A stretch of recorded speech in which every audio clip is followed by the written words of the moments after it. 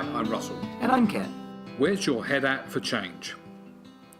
Where's your head at is an effective model for looking at how people react to change. When we say change, we mean any sort of deviation from the status quo in a workplace setting. This could be something as extreme as an acquisition or a merger, or an extensive reorg. But it could also be something as simple as introducing a new computer program for tracking inventory, a change in the individual's workstation, or bringing in a new team member. Between these two poles, there's an entire range of change that can potentially lead to negative reactions. The way that team members respond to change can range from an outright no to an enthusiastic yes. Again, there are likely to be an infinite number of gradations between these two poles, but reactions can be broken down into 4 broad categories. We have selected a different hat to illustrate each style. Let's go through them one at a time. Firstly, the sun hat. This person is happily tending their garden in the backyard with no reason to feel that things need to be different. Their response is potentially negative because they just don't see the need to change. We call this a no minus. Of course, such a person rarely says no outright, so you have to listen for the no buried within their comments. Comments like, I'm on target, what's the fuss? If it ain't broke, don't fix it. I've always been good at this. You can see how this individual is rationalizing their no. In fact, it's important to realize that they most likely believe what they're saying. They really do believe that they're on target. They really do believe that it ain't broke, and so there is no reason to fix it. In short, what they're saying can be boiled down to, my present situation feels good enough as it is. Once this person is convinced that there is a need to change, then they may easily embrace change, or they may turn into a Viking. The Viking helmet. This person is aware of the need for a change, but they're ready to react negatively at the drop of a hat, if you'll pardon the pun. Their response is definitely negative. So we call this a no plus. The individual wearing a Viking helmet is usually defending a certain pattern or status quo that is precious to them in some way. Like a Viking who suddenly finds themselves transported into the modern world, this individual is clinging to old gods. That is to say, they are attached to an old way of life that is outdated, and the new ways confuse them and cause them to lash out. Lashing out may take the form of aggressive behavior, or it could be a passive-aggressive response. Like with the sun hat, you will have to listen closely to hear the aggression within the seemingly reasonable responses. For example, I've tried it and it doesn't work. This isn't my fault. It's not in my job description. It's important to realize with these first two hats that these individuals can't really be coached on how to work effectively with change. As far as the sun hat and the Viking helmet are concerned, change isn't necessary and may even be counterproductive. So first of all, you have to have the conversation that convinces them to embrace the change. The next two hats are individuals who are ready to be coached. The hard hat. This person is ready to work hard, but needs clear direction to overcome inertia. We can tag this person with a qualified yes, a yes with a minus sign. You'll find this person saying things like, how can I achieve my targets? I've got an idea, but I need permission to try. What if I did it this way? The hard-hatted individual is willing to change, but does not know how or what to do in order to move forward. They can be a bit frustrating at times because they require monitoring, but this is a good employee to have because they can be coached. There is an opportunity here to be creative with them and to brainstorm together for a solution. The graduate. This individual is really starting to deliver high performance. We call this person Yes Plus. In fact, yes and is a common phrase you'll hear from this individual. Yes, that's a great idea, and I can't wait to get started. Other forms of yes and might include sayings like, I'm going to do this, and I'll do it on schedule, and I'll report back when it's done. We can make 100%. The issue is, how can we achieve even more? Nothing can hold me back. This is the employee we all want to have. Not only can they be coached, they're like a wind-up toy.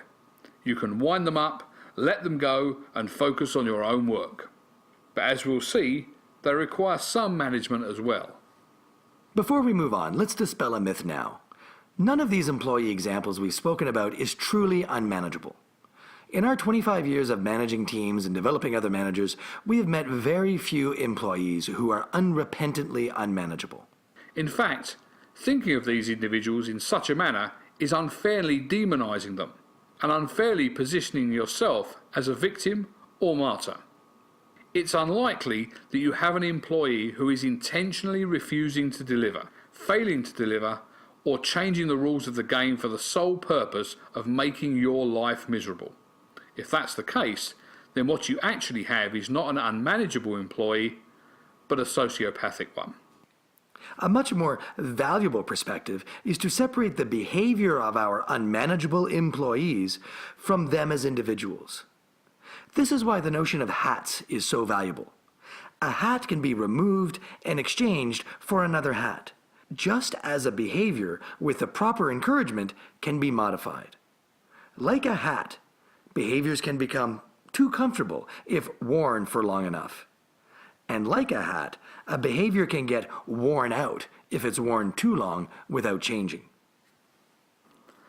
Let's take a look at a strategy for how to direct the conversation for each of these hats. Firstly, the sun hat. Remember that the sun hat is complacent and content with the way things are. So you need to make the case for change in no uncertain terms. In the case of an employee who is underperforming or exhibiting inappropriate behaviour, you can employ the beef model. Behaviour: tell them exactly what the problem is. Remember that this may be the first time that anyone has pointed out to them that this behaviour is inappropriate. Examples: offer your employees specific examples of their behaviour. This may require some homework on your part, going through past reports, looking at samples of their work, or interviewing others to get the complete picture. Effect: return the conversation as often as possible to the effect that the employee's actions have.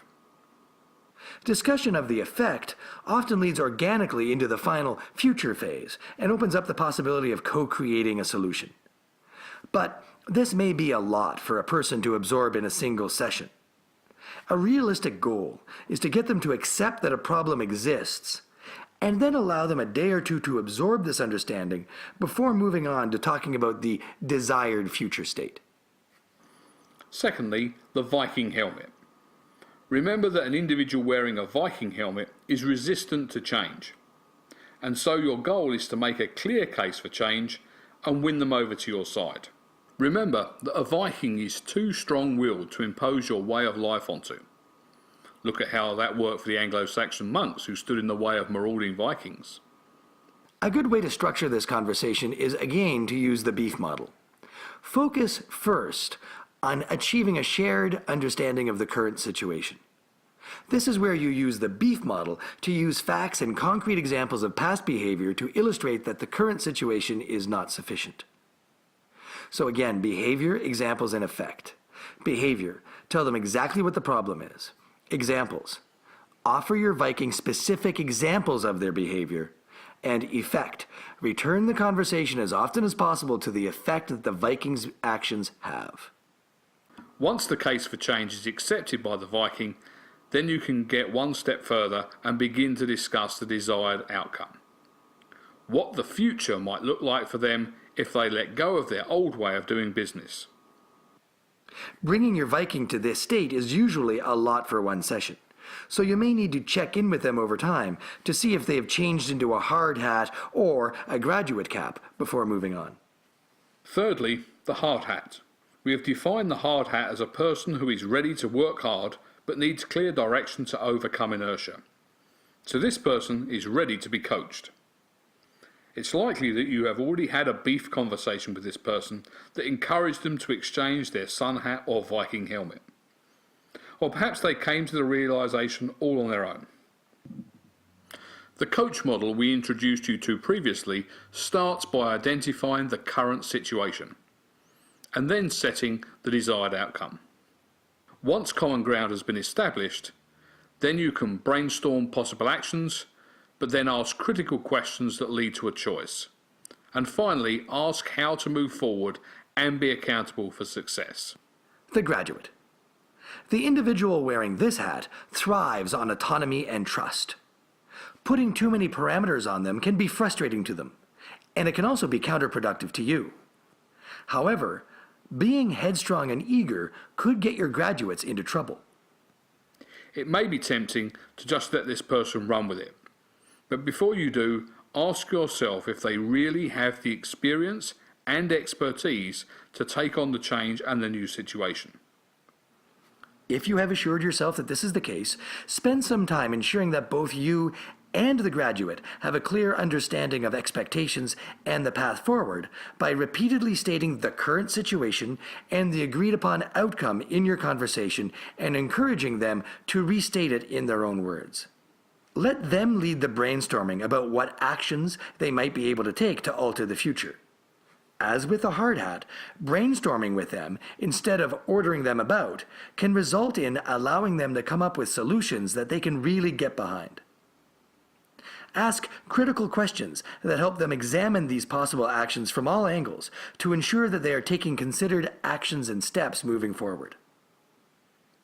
But for the most part, once you've reviewed the matter at hand, your strategy with a graduate should be to focus on accountability measures. Work out a schedule with them in advance and check in periodically at a high level. At each meeting, focus on the last two steps. Probe with critical questions to drill down and search for warning signs that they may have missed something, and make sure they are being accountable to themselves and to you. Viewing your employees as well-intentioned colleagues who are trapped in a cycle of exhibiting a behavior or a group of behaviors that needs to be addressed sets you up for success for a number of reasons. Number one, it builds empathy. Once you view them as colleagues who need assistance, you can reframe yourself as someone who's in a position to help. Secondly, you can build a list of actual problems to address. Number three, you can enroll your employees as partners in instituting behavioral change. And finally, you can cooperate in building an action plan that sets them up for success. This simple paradigm shift is essential to move forward into a positive working relationship with this manager-employee relationship.